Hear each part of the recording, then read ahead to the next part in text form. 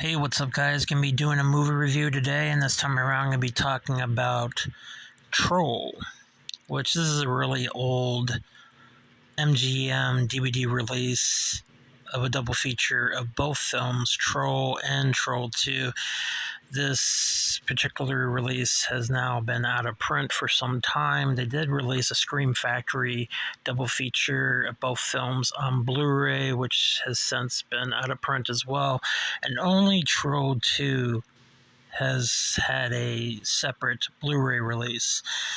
And Troll, the original film, has never saw the light of day when it comes to having any kind of separate Blu-ray release. I have no idea why, because I think Troll is a lot better film than its sequel, Troll 2.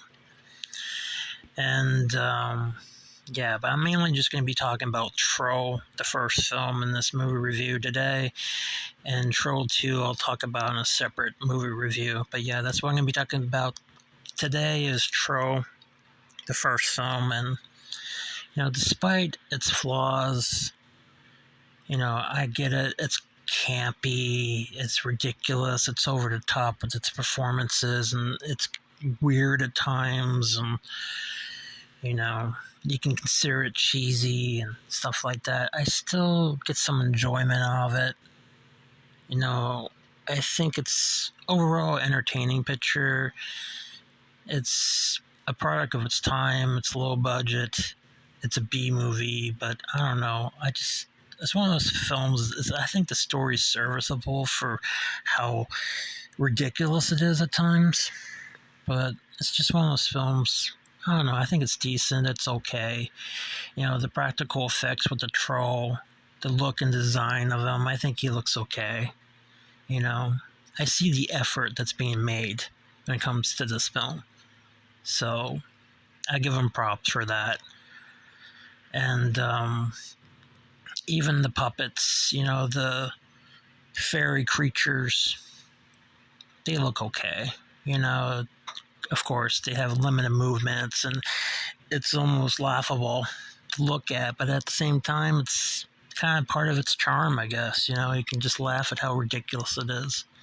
But at the same time, I don't know. I don't think it's not bad of a film, actually. Despite its flaws. And, it's the story is about this new family that moves into this new apartment complex, and this troll so happens to live in their apartment, and this troll snatches their daughter and takes her into his world that's like in another realm. It's like this fairyland, and he captures her there, keeps her there, and then he goes back into the real world, into this apartment that they're in, and he impersonates their daughter and pretends to be her. He looks like her and everything, but her brother's name is Harry Potter Jr.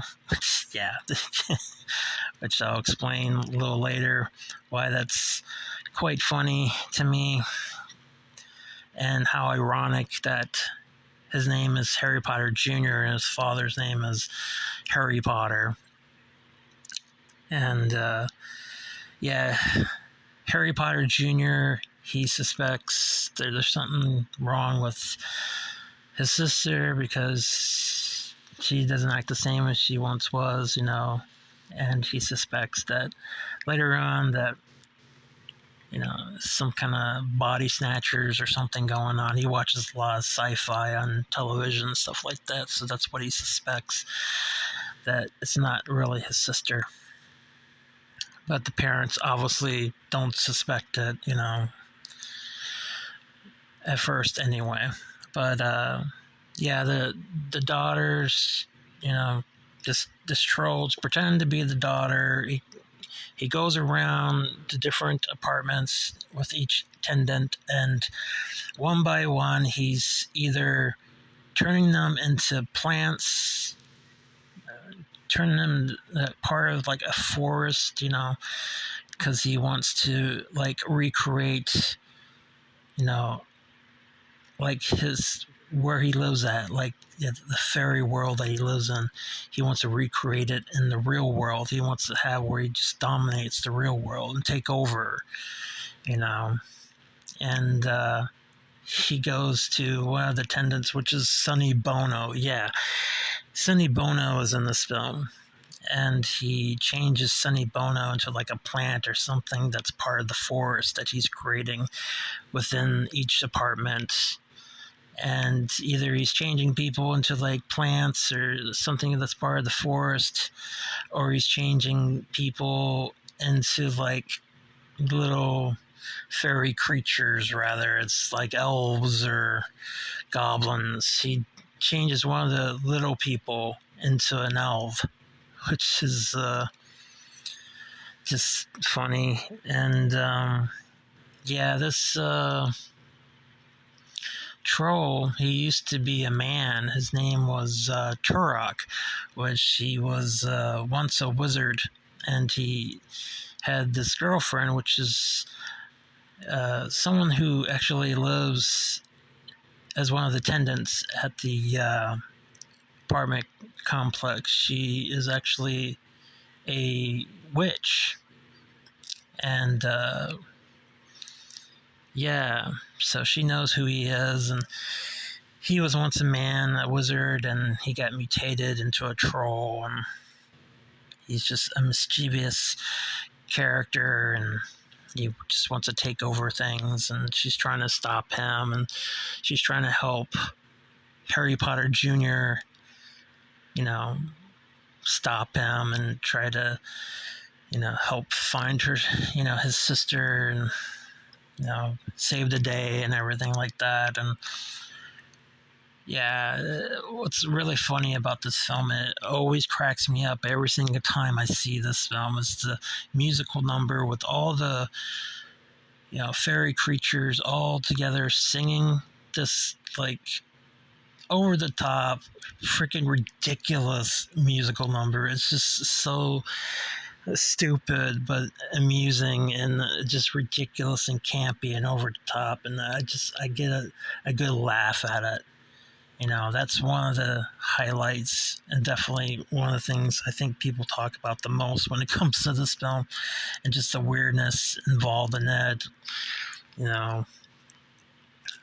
And there's just certain scenes in it that make me laugh, like the one scene where the troll turns the lady that lives there, the witch lady, he turns her into like a tree, and then the parents of the daughter, they open one of the doors, and the door opens to their like fairyland realm, and the lady that was a witch that got turned into a tree, she looks at them and tells the parents, like, she tells them, you know, shut the damn door.